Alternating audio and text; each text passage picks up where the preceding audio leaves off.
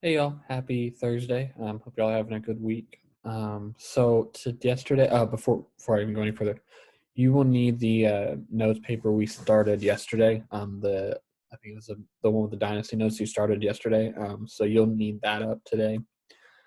So go ahead, pause this, take a minute, and pull that up real quick, and then we'll get started. Seriously, go get it. You're gonna need it. You're gonna turn these in later. All right. So we are going on to the next dynasty in our list, which is the Song Dynasty. And they lasted from 907 CE to 1279 CE. And here are the terms that you will need to know for today. You will need to know what meritocracy means, and that's just basically giving people jobs based on their skills and qualifications instead of who they know.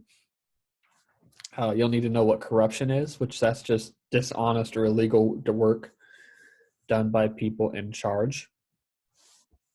Porcelain, that is a type of fragile and expensive pottery that is made exclusively in China. A golden age, which again we talked about yesterday, was just the height of science, art, and culture. And then a new one is Neo-Confucianism, and that's just a movement in religious philosophy that comes from Confucianism. So remember old boy Confucius way back when?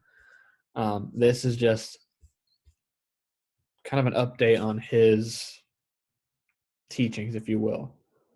Um, so that's why Neo just means new, and then Confucianism is Confucianism. So Neo Confucianism just means new Confucianism. And I'll explain what that means and why it matters here in a minute. So after the fall of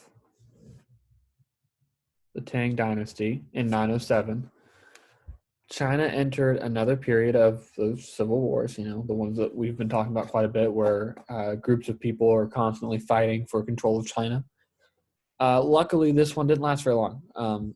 In the same year, 907, the Song Dynasty, under a man named Tao Zu, conquered the different groups fighting for control and established the Song Dynasty. So, like before, the Song set about continuing several key policies that the Han Dynasty started way back when: the civil service exam, the government based on meritocracy, those things. And a lot of historians consider this another Chinese golden age. Remember, we talked about the Sui and Tang yesterday. These are kind of the same. This is kind of a continuation of a lot of their science and tech art stuff. That's why it's kind of seen as another golden age, if you will. And this dynasty, like others, stressed Confucianism, or Confucius and his teachings, and the civil service exam, which we haven't talked about yet, was only allowed to be taken by men. Women were not allowed to take the service exam. So women were kind of excluded in that sense. Innovations and achievements. These guys actually had quite a bit. They produced great works of art and poetry. One of the more famous poets from this era was a man by the name of Dao Qian. I think his name is on your people list. He's a famous poet from the Song Dynasty. Something we haven't talked about yet, or at least in China anyway, is they started making and using paper money instead of like hard coins. And a lot of the reasoning behind this is it's cheaper.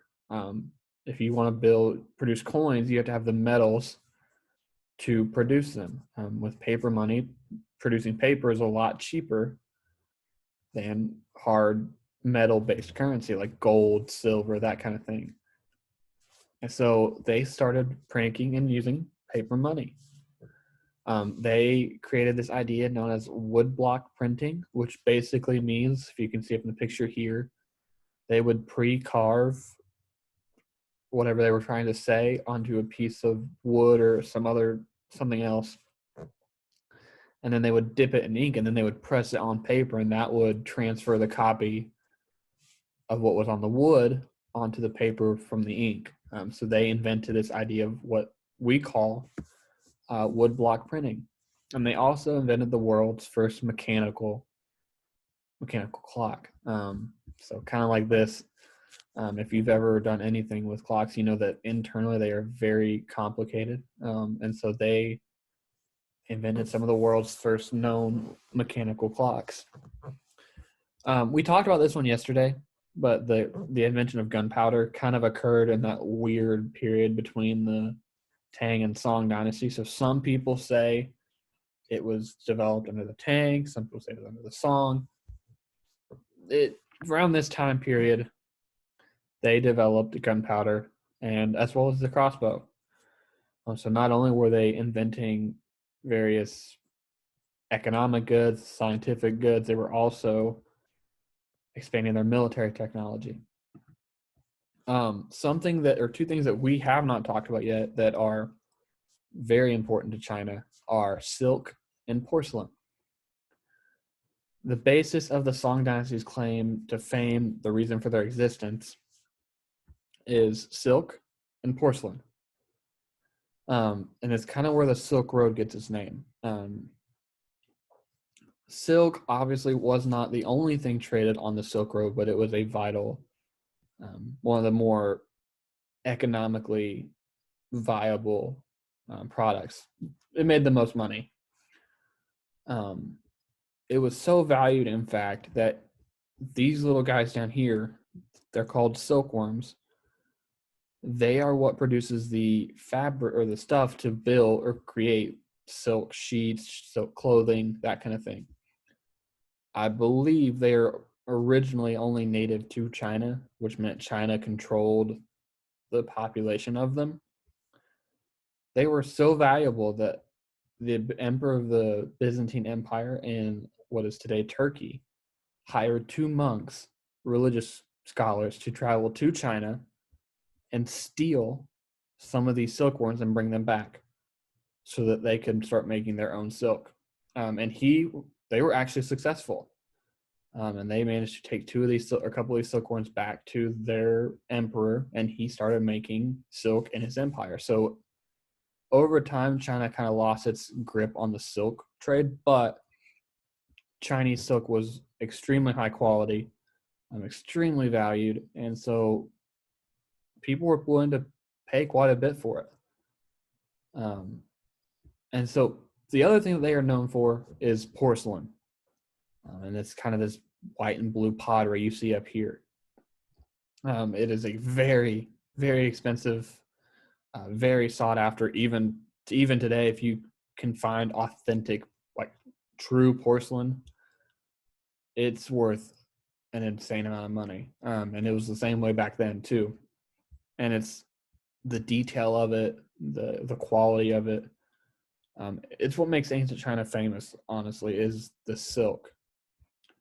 And porcelain is still incredibly valued today. That's why a lot of times if you have grandparents who have like a china cabinet full of plates and things that kind of, it's called china because it gets its name from Chinese porcelain.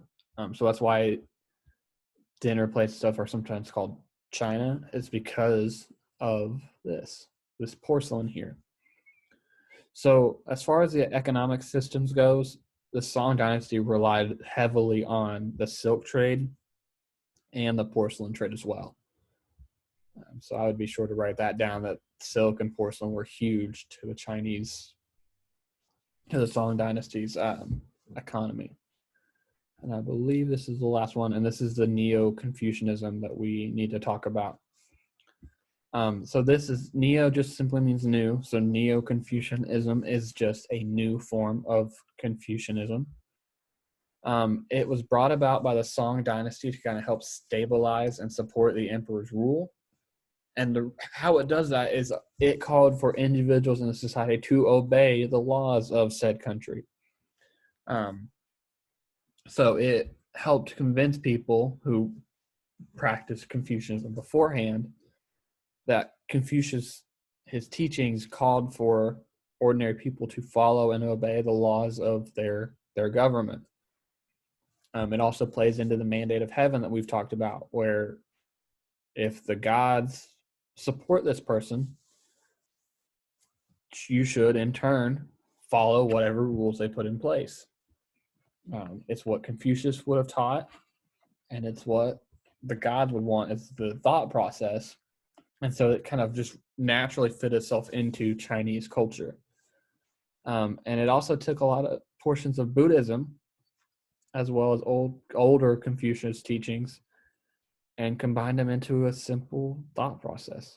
It made the older Confucius teachings could be a little confusing, a little complicated. This kind of simplified things. It combined old Confucius teachings. It incorporated the mandate of heaven and some Buddhist teachings as well. So it helped stabilize the government in the Song Dynasty. So that is actually all I have for you all today. Be sure that you take the attendance quiz for today, and make sure you save this, because tomorrow we will have one more dynasty on there, and then you will turn these notes in. So be sure that you hang on to them. That way, when you're done with them tomorrow, you can turn them in and be done with it. As always, if you all have questions, let me know. I'm sure you all have heard by now that we will be online next week as well. So we have one more week until the end of the grading period. So if you guys have any questions on stuff, you need to get a hold of me, let me know. That way I can help you catch up if you need it. But other than that, that's all I have for you all. I hope you guys have a good rest of the day, and I will see you all tomorrow.